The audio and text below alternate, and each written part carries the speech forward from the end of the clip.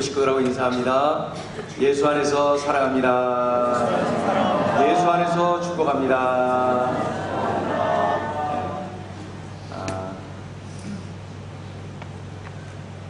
이제 벌써 12장을 보내요, 그죠?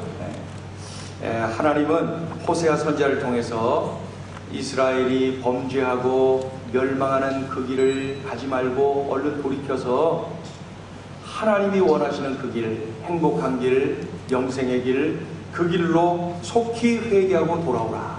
이 촉구하시는 하나님의 음성이 호세아 1장 1절부터 시작해서 지금까지 계속되고 있는 것 우리가 잘 알고 있습니다. 그런 중에 오늘은 왜 이스라엘이 범죄하고 망하는 길로 가는 줄 아느냐 하면서 그 이유를 제시하고 있습니다. 그 이유가 뭐예요? 잔머리 때문에. 잔머리 쓰는 것 때문에 너희들이 그런 잘못된 길로 가는 거야. 그렇게 일깨워주고 계시는 것입니다. 하나님을 믿는 것도 아니고 안 믿는 것도 아니에요. 이리 재고 저리 재고 하는 거거든요. 하나님을 의지하는 것도 아니고 나 몰라라 하는 것도 아니에요. 이리 재고 저리 재고 잔머리를 그렇게 막 그런 모습에 하나님이 역겨워하십니다. 그러한 그들의 죄악을 지적하면서 샘플이 되는 한 인물을 오늘 제시하고 있어요. 그 인물이 누구냐면 우리가 잘 아는 야곱입니다. 창세기에 기록된 야곱, 아브라함의 손자 야곱, 이삭의 아들 야곱, 12명의 아들을 통해 이스라엘 12지파를 만든 이스라엘의 조상 야곱. 그런데 이 정도로 야곱을 이야기하면은 절반만 이야기한 거예요. 야곱을 이야기할 때 빼놓을 수 없는 게 뭐냐면은 계략, 잔머리, 인간적인 욕망, 요게 바로 야곱을 수식하는 그러한 단어들입니다. 우리가 잘 아는 대로 그는 태어날 때 쌍둥이 형의 발 뒤꿈치를 붙잡고 태어났습니다. 그는 어머니 리브가를 자기 편으로 딱 만들고 아버지를 속여요. 아버지는 기력과 시력을 많이 잃어버리고 말이죠. 지쳐있는 그 늙고 병든 그 아버지를 속여갖고 마치 자기가 큰 아들인 양 아버지를 속여서 장자에게 행하는 아버지의 축복을 그가 차지합니다. 이것으로 부족해서 사냥을 갔다 오면서 지쳐있는 그의 쌍둥이 형에게 말이죠, 팥죽을 끓여갖고 얼른 팥죽을 주면서 어떻게 해요? 형, 장자권을 나에게 팔어. 그러면서 이 팥죽 한 그릇으로 유혹을 하죠. 그러나 이 먹는 것에 약한 데다가 또 이렇게 그 시장한 데다가 말이죠. 그러니까 그냥 장자권이 오고 그 자리에서 얼른 그것을 받아갖고 먹는 것 아닙니까? 형이 말이죠. 그런데 이 속은 것을 이 형, 쌍둥이 형이 알게 돼요. 이제는 야곱을 죽이려고 달려들 텐데 이제 큰일 났어요. 이 사실을 먼저 안 이 어머니 리브가가 말이죠, 어머니도 공범이거든요. 집안에 분란을 일으켰어요.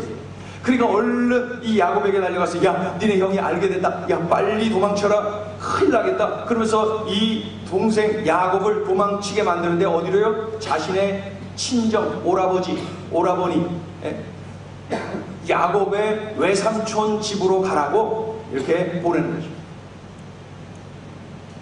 그래서 벼랑간에 도망칩니다.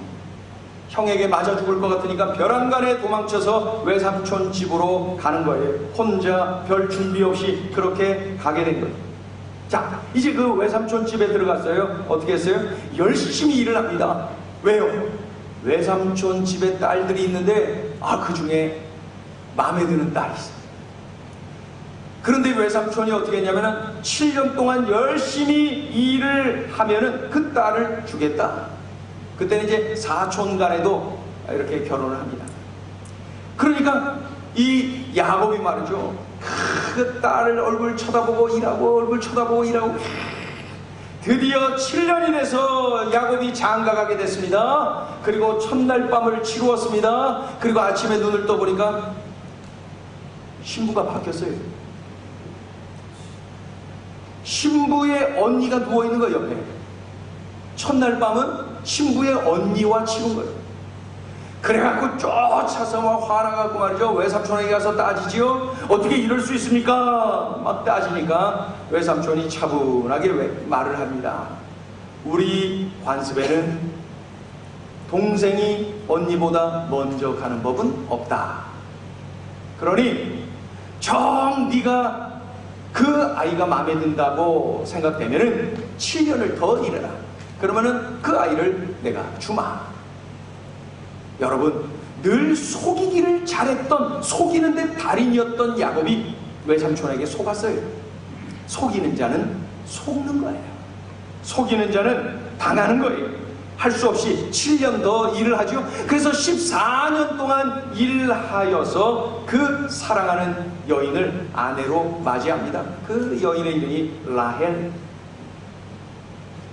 그리고 이제 졸지에 부인이 둘 되고 또 부인의 그 하녀들까지 또 아내로 삼지요. 그래갖고 야곱은 아내가 넷이 넷. 그리고 이 4명을 통해서 12남 1녀를 낳습니다. 그런 과정에서 이제 외삼촌 집에서 열심히 일을 합니다. 그리고 계약을 맺으면서 일을 하죠. 그래서 양을 치고 염소를 치고 소를 치고 6년간 열심히 일해갖고 굉장한 재산을 가지게 되었어요. 그리고 이것을 가지고 이제 12남 1녀와 4명의 부인과 수많은 종들과 수많은 가축을 이끌고 고향 땅으로 이제 돌아가는 거예요. 20년 전에 혼자 도망쳐서 왔는데 이제 고향 땅으로 돌아가는 20년 후에 이 발걸음은 엄청난 숫자를 이루고 있는 것이죠. 놀랍지요? 그래서 20년 만에 이제 집으로 돌아가는 거예요. 막 돌아가는데 이 야복강가에 이렇게 가다 보니까 어떤 마음이 쓱 들어요. 야, 가만히 있어. 이러다가 우리 형한테 이거 갖다가 맞아 죽겠는데 20년 동안 벼르고 있고 나 보면 죽이려고 할 텐데 이거 이렇게 가면 안 되는데 갑자기 두려움이 막 엄습해 오는 것입니다. 이 야복강가에서 말이죠. 그래서 이 잔머리의 귀재인 야곱이 또 잔머리를 굴립니다. 어떻게 해요? 가만히 있어. 이러면 안 되지. 1진, 2진, 3진으로 나누어야 되겠다. 그리고 수많은 사람들 이끌고 가면서 1진, 2진, 1진, 종들이 1진. 그리고 거기에 좀 덜 사랑하는 아내를 1진으로 해놓고 2진, 2진, 아주 자기가 사랑하는 아내는 2진으로 해놓고 마지막에는 자기 혼자 남는 거야. 어떻게 해요? 손두를 치면은 그 다음은 그래도 남는다. 이런 잔머리를 그 야복강가에서도 굴리는 거예요. 잔머리 귀재가 맞지요. 그런데 그래도 불안해. 어떤 소식을 들었기 때문에 그런가요? 형 에서가 400명의 군사를 이끌고 이곳으로 달려오고 있다. 이 소식을 듣게 됐어요. 그러니까 더더욱 불안한 거예요. 이걸로는 안 되겠다. 그 순간 그가 하나님을 떠올립니다. 그리고 야곱이 하나님 앞에 엎드리는 거예요. 야복강가에서 하나님 앞에 엎드리는 거예요. 하나님 살려주세요. 하나님 앞에 엎드리는 거예요. 그때 하나님께서 야, 이 자식아, 내 가만히다. 이제 살려달라 그러냐? 이제 엎드리냐? 이제 매달리냐? 얘라, 이 자식아, 그러시지 않아요. 하나님께서 어떻게 해요? 천사를 보내셨어요. 자, 읽어보죠. 우리 본문 4절 전반부를 같이 읽어봐요. 시작. 천사와 겨루어 이유로 울며 그에게 간구하였으며, 천사를 보내주는데 천사에게 막 붙잡고 늘어지는 겁니다. 나를 축복해 주셔야 됩니다. 붙잡고 늘어지는 거예요. 놔라 그래도 안 놓고 막 나를 축복해 주지 않고는 이거 놓을 수 없습니다. 천사와 막 씨름을 하는 거죠. 곧 하나님과 씨름을 하는 거죠. 자기를 살려달라는 거예요. 도와달라는 거예요. 매달리는 거예요. 은혜를 달라는 거예요. 그러지 않으면 나는 견딜 수 없고 나는 죽는다는 거예요. 막 매달리고 있는 거예요. 이때 하나님께서 천사를 통해서 축복을 약속하셨어요. 그리고 그 자리에서 그의 이름을 바꿔주셨어요. 야곱이라 하지 말고 이스라엘이라 해라. 이름을 바꿔줬어요. 야곱의 뜻이 뭐냐면요, 속이는 자, 사기꾼, 이런 뜻이. 그런데 이스라엘, 그 이름의 뜻은 뭐예요? 하나님과 씨름하여 이겼다. 하나님께 씨름하며 매달렸다. 이런 뜻이. 그리고 하나님이 통치하신다, 이런 뜻이 바로 이스라엘이라는 이름의 뜻입니다.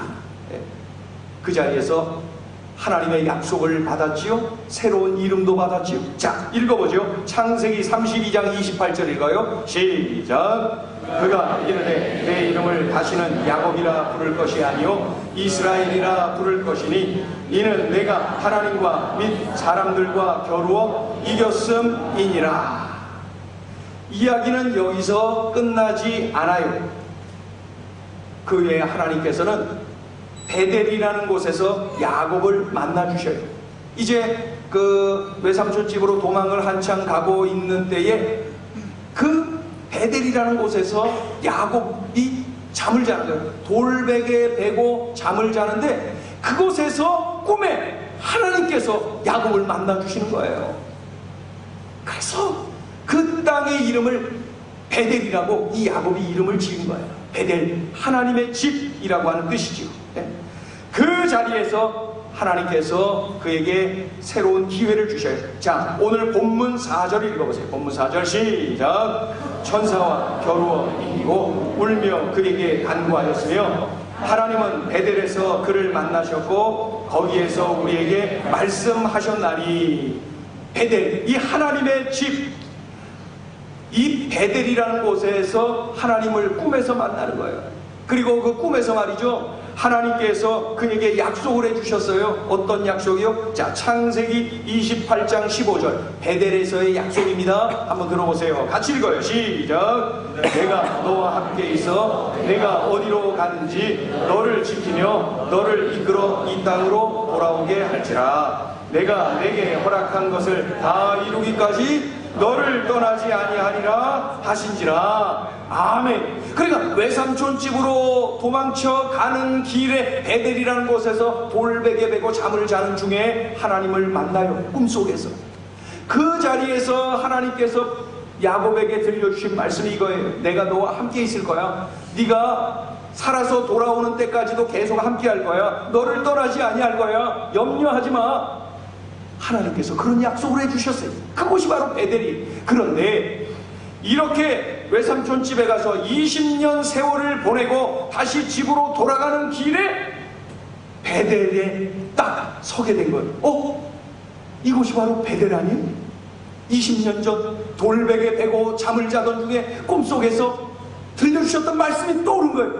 그리고 20년이 지난 오늘 이 자리에서 그 야곱은 말이죠, 그때를 기억하는 거예요. 그리고 하나님이 들려주셨던 그 말씀이 다 성취가 됐네. 하나님이 나를 살려주셨네. 하나님이 나와 함께 해주셨네. 갈 때는 혼자였는데 올 때는 이렇게 세 때를 이루면서 왔네. 감격해하면서 하나님의 은혜를 고백하고 있는 거예요. 그러면서 그 베델에서 이 야곱이 어떻게 은혜 받아가고 말이죠. 하나님 외에는 길이 없습니다. 하나님만이 내가 섬길 유일한 분이십니다 하면서 말이죠, 그 자리에서 자기가 보따리에 가지고 있었던 우상들, 이방 신상들을 꺼내갖고 땅에 막 묻어요. 그때까지 야곱이 어떻게 살았는지를 알겠죠. 우상 신상을 이 막 보따리에서 꺼내갖고 땅 속에다 파묻어요. 우상을 상징하는 귀걸이들도 막 꺼내갖고 땅에다 파묻어요. 다 묻어버려요. 하나님 아닌 것들과의 결별을 베델에서 선언합니다. 20년 전에 하나님께서 내게 들려주셨던 말씀, 20년이 지난 지금 다 성취된 것 확인하면서 하나님이 다 하셨군요. 하나님이 그렇게 해주셨군요. 그러면서 그 자리에서 우상을 다 땅에 파묻으면서 하나님만을 섬기고 하나님만을 따를 것을 결단하는 모습을 볼 수가 있습니다. 계략에 뛰어나고 잔머리 쓰는데 뛰어나고 인간의 욕망이 누구보다도 불릴 듯 타올랐던 인물 야곱. 그는 이제 이 자리에서 하나님 아닌 다른 것들과의 결별을 선언하고 새로운 인생을 출발하게 된 것입니다. 야곱의 인생이 그때부터 완벽하게 달라지는 것을 볼 수가 있어요. 우리가 알고 있는 야곱은 바로 그 베델에서 시작이 된 것이죠. 하나님은 야곱의 삶을 기억하면서 야곱의 삶을 이스라엘 백성들에게 호세아를 통해서 이렇게 알려주면서 북이스라엘로 하여금 어떻게 살아야 될지를 제시하고 계십니다. 자, 1절 읽어보죠. 본문 1절 읽어봅니다. 시작. 에브라임은 바람을 먹으며 동풍을 따라가서 종일토록 거짓과 포악을 더하여 아수르와 계약을 맺고 기름을 애굽에 보내도다. 에브라임은 북이스라엘의 가장 10개의 지파 중에 가장 큰 지파. 그래서 에브라임은 그러면은 북이스라엘을 통칭하는 이름이다 생각하시면 돼요. 에브라임은 바람을 먹으며, 여러분 허파에 바람 들어갔다 이런 말 알지요? 예? 그러니까 못된 송아지 엉덩이 뿔난다 이런 말하고 똑같은 거예요. 예? 하나님이 주시는 것을 먹으려 하지 않고 다른 데 기웃거린다는 거예요. 또 동풍을 따라가서 무슨 뜻이? 동풍은 그 이스라엘 지역에 불어오는, 동쪽에서 불어오는 사막바람이, 사막바람. 그런데 이 사막바람인 이 동풍은 말이죠, 처음에 이렇게 싹 맡으면은 얼굴이 따뜻해지고 아주 부드럽고 좋다는 거예요. 그런데 얼마 안 있어서 이 사막바람, 이 동풍은 모든 것을 파괴해버리고 부서뜨리고 가루로 만드는 그러한 힘이 있다는 거예요. 동풍을 따라갔다는 것은 사막바람이 어떠한 것인지를 잘 알고 있는 그들이 알면서도 동풍을 따라갔다는 것은 의도적으로 타락의 길을 갔다는 거예요. 그러니까 1절을 번역하면 이런 거예요. 헛바람 들어가서 하나님 의지하지 않고 아수르로 가고 애굽으로 갔다. 그 길이 타락의 길인 줄 알면서도, 이 뜻이에요. 헛바람 들어갔어요. 하나님은 야곱의 삶을 기억나게 하면서 이스라엘로 하여금 죄악의 길, 멸망의 길에서 돌아서야 된다. 너희의 조상 야곱처럼 말이야. 야곱의 과거의 삶 알잖아. 그리고 그가 어떻게 변화됐는지 너희들이 알지 않느냐? 너희도 그와 같이 변해야 된다. 너희들의 지금 모습이 어떠한 줄 아느냐? 자, 7절 8절 읽어보세요. 그들의 모습을 또 봅니다. 7절 8절 시작. 그는 상인이라 손에 거짓 저울을 가지고 속이기를 좋아하는도다. 에브라임이 말하기를 나는 실로 부자라. 내가 재물을 얻었는데 내가 수고한 모든 것 중에서 죄라 할 만한 불의를 내게서 찾아낼 자 없으리라 하거니와. 야곱은 남을 속이는데 능숙한 거 우리가 알잖아요. 그런데 남에게 아픔을 주고 속이는 그 야곱처럼 이스라엘 백성도 지금 거짓 저울을 쓰면서 남을 속이고 빼앗고 그러고 있다는 거예요. 꼭 야곱처럼 말입니다. 그러면서 말씀하는 거예요. 그들의, 너희들의 모습이 어떠한 줄 아냐? 그렇게 속여 놓고도 내가 뭐 잘못한 거 있어? 잘못한 거 있으면 말해봐. 이렇게 이야기한다는 거예요. 이렇게 타락한 이스라엘 백성들에게 회개를 촉구하시는 거예요. 아니, 경고를 하고 계시는 거예요. 자, 2절 읽어봅니다. 2절 시작. 여호와께서 유다와 논쟁하시고 야곱을 그 행실대로 벌하시며 그의 행위대로 그에게 보응하시리라.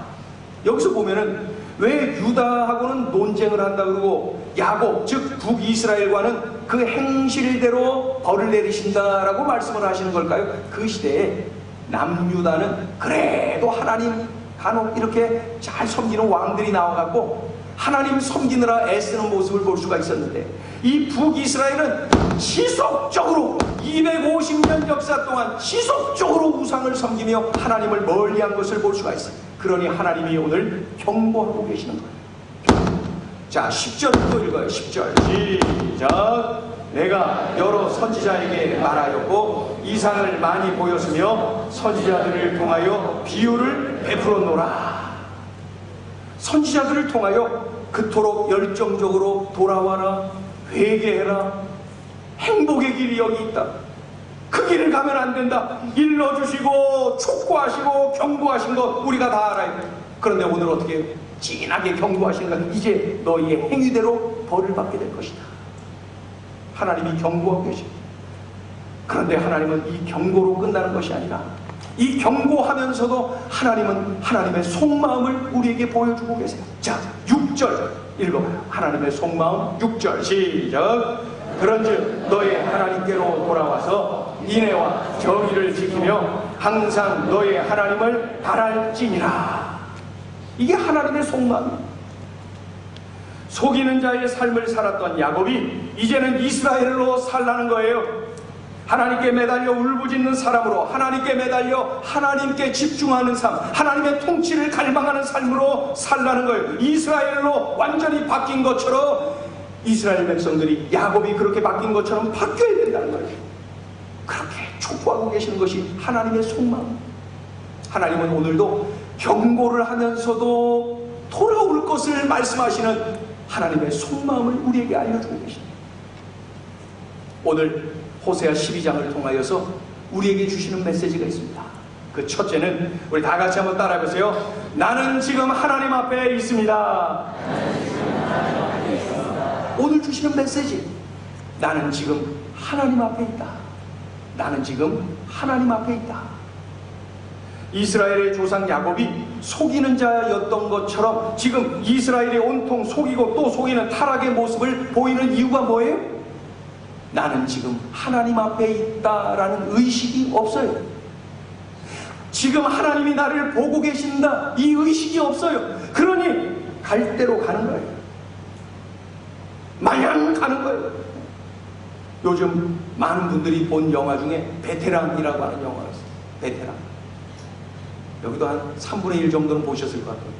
제가 몇 번 했더니 한 3분의 2 보신 것 같아요. 우리 교회는 영화를 더 잘 보신 것 같아요. 네.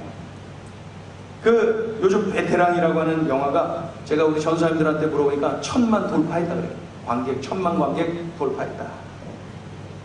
내용은 아주 단순합니다. 광역수사대 형사 서도철이라고 하는 형사가 재벌 후계자를 아주 혼쭐 내준다. 끝! 요게 내용 전부예요. 그러니까 보지 마세요. 그런데 1천만 명 이상 본 이유가 있겠죠. 그죠? 내용은 그거예요. 내용은 형사가 그 죄범한 그 재벌 후계자 혼쭐 내준다. 이게 다예요.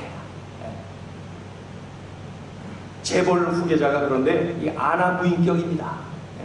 그리고 돈이면은 다 된다는 의식을 가지고 있어요. 그리고 내가 마음만 먹으면은 안 되는 게 없다, 이런 의식을 가지고 있어요. 그래서 살인을 저지르기도 하고 또 그 살인 저질러 놓고 위장을 하기도 하고 관련 경찰 돈으로 매수하기도 하고 지역의 대표자들 돈으로 매수하기도 하고 이런 거예요. 문제는 재벌 쪽에서 돈으로 여기저기 매수를 다 해놓아서 주인공 서도철 형사가 범인을 잡는데 수많은 압력을 받아요. 수많은 장애물을 경험해요. 제대로 수사를 할 수가 없어요. 그런 중에도 끝까지 그 장애물을 뛰어넘고 범인을 검거한다. 요게 이제 내용 전부예요. 그러니까 보지 마시라니까. 그런데 그 영화에서 인상 깊은 장면이 있습니다. 이 주인공 서도철 형사가 죄를 지은 재벌 후계자에게, 이제 아직 밝혀지고 아직 뭐 이렇게 범인으로 검거한 건 아니지만 그가 죄를 범한 거 이거 알고 있거든요. 그러니까 이 주인공 서도철 형사가 그 재벌 후계자에게 호통을 칩니다. 이렇게 말해요. 내가 죄 짓고 살지 말라 그랬지. 형사가 감히 누구도 건드리지 못하는 재벌 후계자에게 그렇게 말해요. 저는 그 모습에서 무슨 나단 선지자 같으니까 죄를 범한 다윗에게 감히 하나님의 권위를 가지고 서 있었던 그 나단 선지자의 모습이 보이더라고요. 그런데 이 재벌 후계자 전혀 눈 하나 깜짝하지 않아요. 그러면서 아주 비웃으면서 아주 낮은 소리로 말이죠, 이렇게 말합니다. 나한테 이러고도 뒷감당할 수 있겠어요? 요거보다 더 느끼하게 하는데 굉장히 느끼하게 이렇게 탁 얘기합니다. 그때 이제 관객들은 다 분노하죠. 요즘 뭐 재벌에 대한 인식이 좀 안 좋은 때에 이 영화가 나와서 관객이 더 많아진 것 같아요. 재벌 후계자의 모습을 보면서 이런 생각을 했어요. 지금 하나님이 나를 보고 계신다.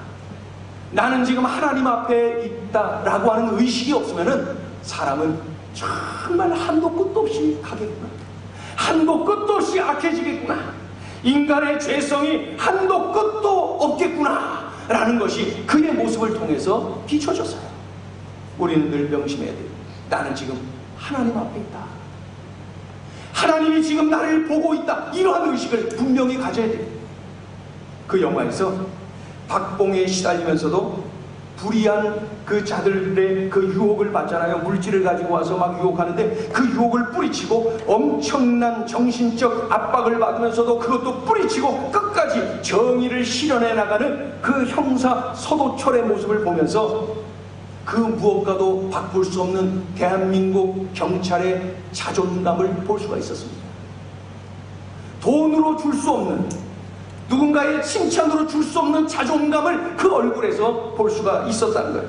어느 누군가가 그를 자세히 보면서 말이죠, 서도철 형사 잘했다 그러면서 칭찬해 주는 사람 없어요? 서도철 형사 상 받아라 이런 것 없어요? 그는 그저 대한민국 경찰이기에 죄를 범한 범인은 잡아야 하기에 그 사명을 위해서 모진 고통을 당하면서도 그 길로 가는 것을 볼 수가 있어요. 어떤 세상의 어떤 것과 비교할 수 없는 대한민국 경찰로서의 자존감을 가지고 있는 그의 모습을 볼 수가 있어요. 우리 그리스도인들이 도전받아야 됩니다. 하나님이 나를 알아주고 사람들이 나를 알아주고 괜찮아요. 그런 거 없어도 괜찮아요. 나는 지금 하나님 앞에 있다. 지금 하나님이 나를 보고 계신다. 이 의식을 가지고 있을 때에 우리는 어느 환경에서나 그리스도인으로서의 자존감을 가지고 살아갈 수 있어요. 그럴 때에 그리스도의 향기가 드러나요. 하나님은 영광 받으셔요. 세상은 그 무엇과도 바꿀 수 없는 그리스도인으로서의 자존감이 나에게 있느냐? 형사 서도철을 통해서 우리에게 주시는 도전의 음성입니다. 너에게는 이러한 자존감이 있느냐? 세상에서 사탄이 요렇게 유혹하면 요렇게 넘어가고 저렇게 유혹하면 저렇게 넘어가는 그러한 수많은 사람들의 모습과 달리 그런 것들 다 물리치고 뿌리치면서 끝까지 그리스도인으로서의 자존감을 가지고 있느냐? 우리 자신에게 질문을 해봐야 돼요. 그러한 자존감을 가지고 살기 위해서는 나는 지금 하나님 앞에 있다. 지금 하나님이 나를 보고 계신다. 이 사실을 우리 늘 명심해. 우리 다 같이 다시 한번 외칩니다. 나는 지금 하나님 앞에 있습니다.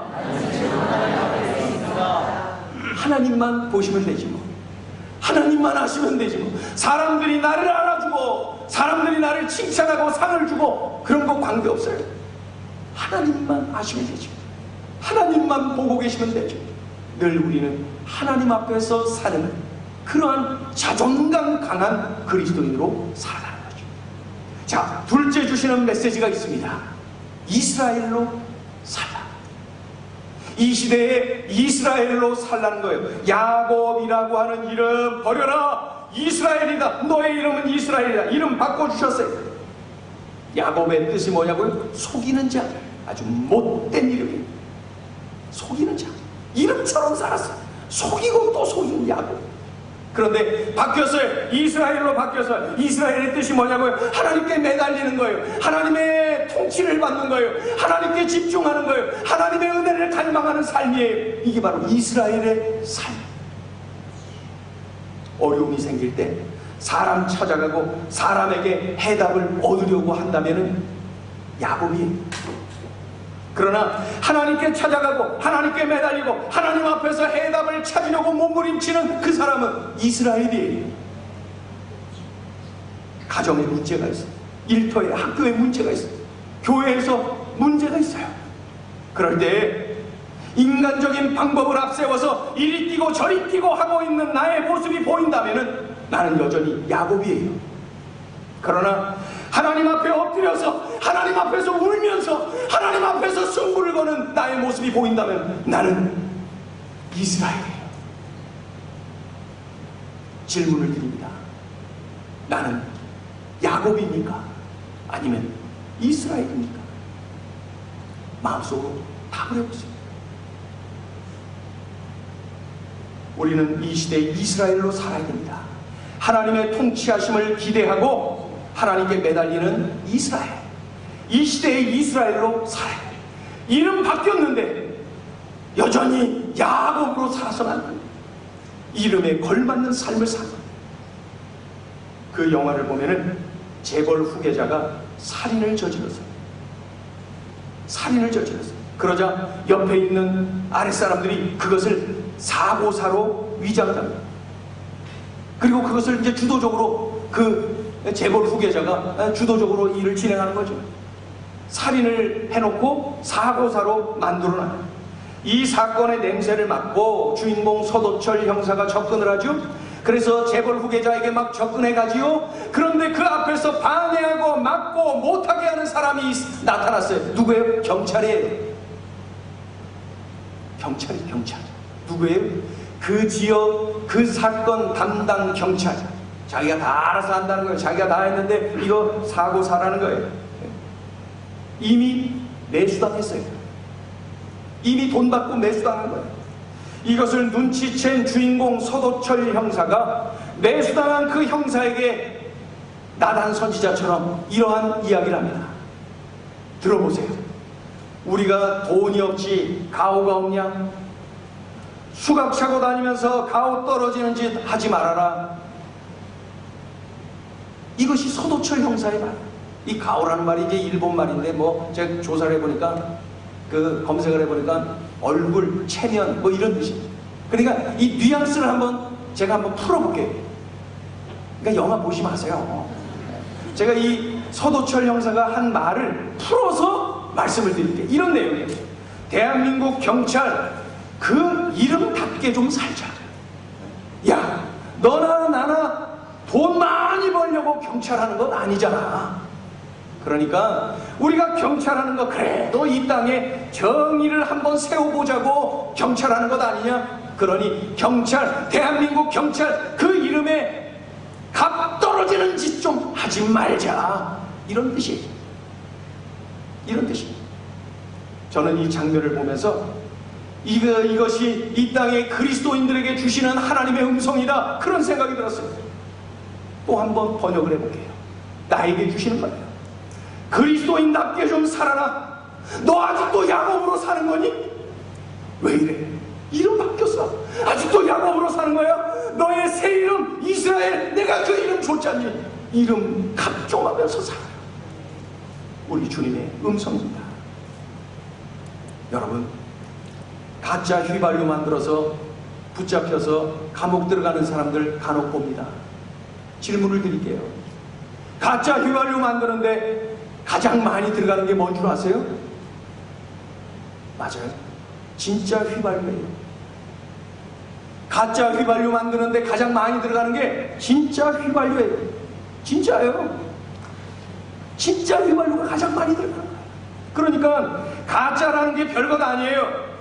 거의 진짜인데 가짜가 조금 섞였을 뿐이에요. 이 사실 앞에 우리가 정신 차려요. 야곱 반, 이스라엘 반, 그거 안 돼요. 그러면은 뭐 야스라엘 정도 되겠죠. 야스라엘은 가짜예요. 우리 이름은 이스라엘이에요. 이스라엘. 야스라엘이 너무 많아요. 우리는 이스라엘로 살아요. 바뀐 이름 이스라엘. 우리를 존귀한 이름 이스라엘로 우리에게 이름을 주셨어요. 야곱 반, 이스라엘 반 하지 마세요. 온전한 이스라엘. 온전한 이스라엘. 남들이 보던가 말든가 나는 지금 하나님 앞에 있다. 이 의식을 가지고 이 시대에 이스라엘로 사는 거예요. 그렇게 살라고 오늘 호세아 12장을 통하여 우리에게 말씀하고 있는 것입니다. 그런 삶이어야 자존감이 강한 그리스도인, 그런 삶이어야 진짜 그리스도인, 하나님이 쓰시는 그리스도인, 선한 영향력을 끼치고 그리스도의 향기를 풍기는 그리스도인이 되어질 수가 있는 것이죠. 여러분, 기왕 한평생 사는 것, 기왕 예수 믿고 사는 것, 우리 그런 인생 살아보지 않겠습니다. 우리 이 찬양을 주님께 올려드립니다. 어떠한 유혹이 와도, 어떠한 장애물이 내 앞에 있다 하더라도 주님, 제가 주님을 따르겠습니다. 이스라엘로 살겠습니다. 하나님 앞에서 살겠습니다. 이 찬양을 올려드립니다. 때로는 거친 파도가 와도 또 폭풍이 밀려와도 그 이스라엘로 살게 늘 하나님 앞에서 살고 있다는 의식을 가지고 살아갑니다. 결단하면서 우리 찬양을 올려드립니다.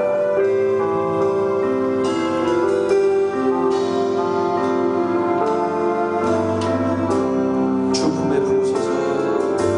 주